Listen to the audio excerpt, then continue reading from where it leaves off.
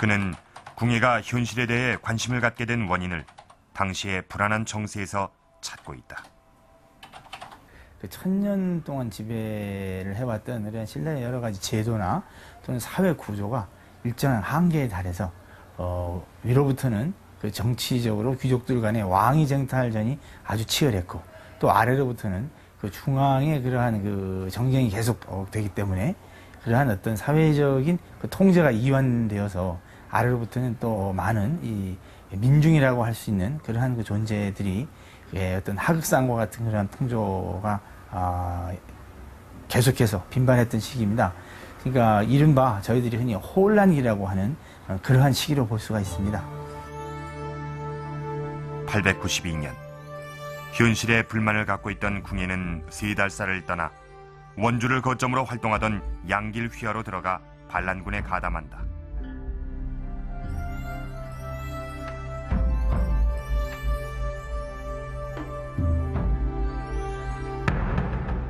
양길 휘하에서 활약하던 궁예는 강릉 지역을 점령하면서 새로운 전기를 마련한다. 강릉을 공격할 당시 600명이던 병력이 강릉에 들어가서는 3,500명으로 늘어나면서 궁예는 독자적인 세력을 확보하기 시작한다. 초기에 궁예의 병력으로 흡수됐던 사람들은 현실에 불만을 가진 농민들이었다.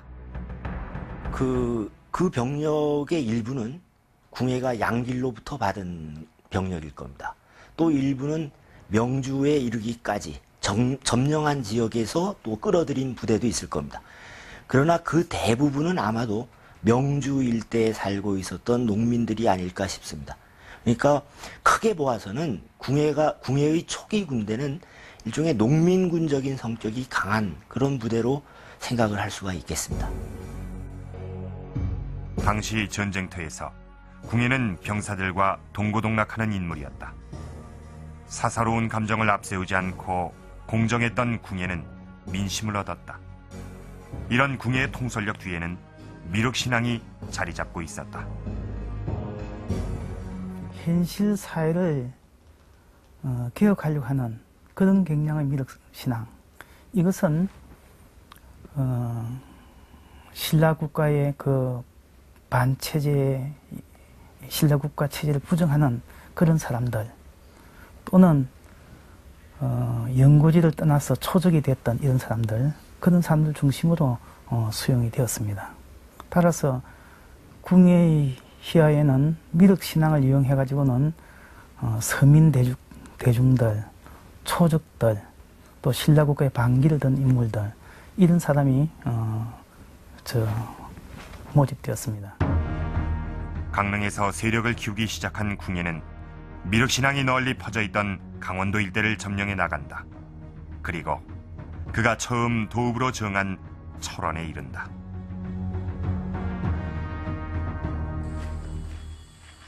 궁예가 철원을 택한 이유는 무엇일까? 통일신라 말 대표적인 사찰로 알려진 도피한사. 국보 63호로 지정된 철조 비로자나물 조성 기록엔 궁예가 철원을 택한 이유를 알 수 있는 단서가 있다. 불상 조성 기록에는 당시 철원 사람들의 말세의식이 잘 나타나 있고, 말세의식은 미륵사상과 연결될 수 있다.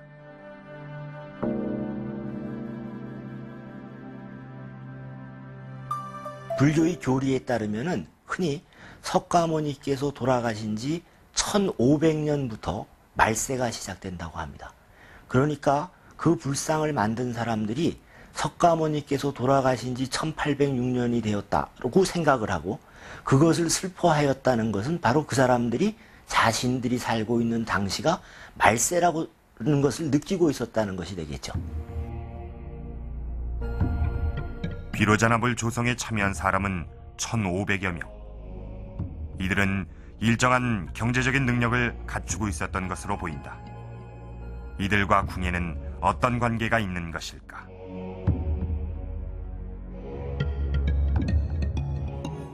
이때 거사들이 물론 궁예의 미륵신앙하고 연결되었다, 그런 흔적은 없습니다.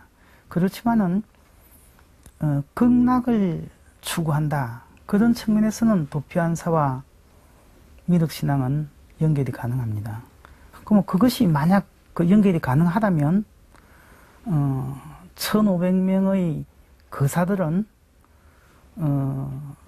이 불교 신도 중에서 가장 응집력이 강한 그 신앙 신도 조직이 미륵의 신도 조직인 향도인데 그렇다면 1500명의 거사들은 향도 조직으로 생각을 할 수 있습니다. 또한 그 이 1500명은 그보다 조금 후에 이 지역을 점령해서 그것을 기반으로 국가를 건설하는 궁예하고는 어떤 형태로인지 연결되어 있다고 생각을 합니다. 궁예가 철원을 택한 이유는 철원이 신라의 변방이라는 지정학적인 위치와도 깊은 관련이 있다. 철원은 신라의 아주 변경에 해당되는 곳이었습니다. 그런데 이 시대에 신라의 변경지대에서는 신라 중앙정부에 대항하는 움직임이 상당했던 것 같습니다. 평산의 박씨 세력은 고구려 유민들을 모아서 마치 고구려의 후계자를 자처하면서 새로운 나라를 만들 그런 움직임까지 보이고 있었던 것 같습니다. 물론 평산과 철원은 떨어져 있습니다만 이 두 지역이 다 신라의 북쪽 변방에 있다는 점에서는 공통점이 있습니다. 아마 철원에도 이러한 움직임이 있었을런지 모르겠고요. 궁예로서는 철원에서 새로운 나라를 건설하는 철원이 새로운 나라를 건설하는데 그 좋은 장소다. 뭐 이런 생각을 가졌던 것으로 이야기할 수가 있을 듯합니다. 골이 깊고 산이 높은 강원도에서 가장 넓고 시원하게 트인 곳이 철원평야다. 철원평야의 쌀 생산량은 지금도 강원도 전체의 6분의 1을 차지할 정도다. 철원은 도읍으로 유리한 조건을 갖췄다. 뭐 한 해 풍년이 들면 뭐 6, 7년 정도는 별 걱정 없이 살 수 있다라고 할 정도였기 때문에 내륙으로서는 굉장히 이 중요한 요충지가 아니었나 이렇게 생각이 들죠. 그러한 것을 저희들이 보다도 확신해 줄 수 있는 자료는 고려 후기에 왜구들이 굉장히 크게 우리나라 한반도를 이렇게 위협을 했을 때 당시 고려 조정에서도 개경을 버리고 철원으로 천도를 하자는 얘기들이 많이 나온 것을 볼 때도 철원은 이미 지리적으로 아주 중요한 곳이었기 때문에 선택한 곳이 아니었을까 이렇게 생각이 됩니다. 궁예의 땅 철원. 철원은 새로운 세상을 꿈꾸는 궁예의 이상향이었다.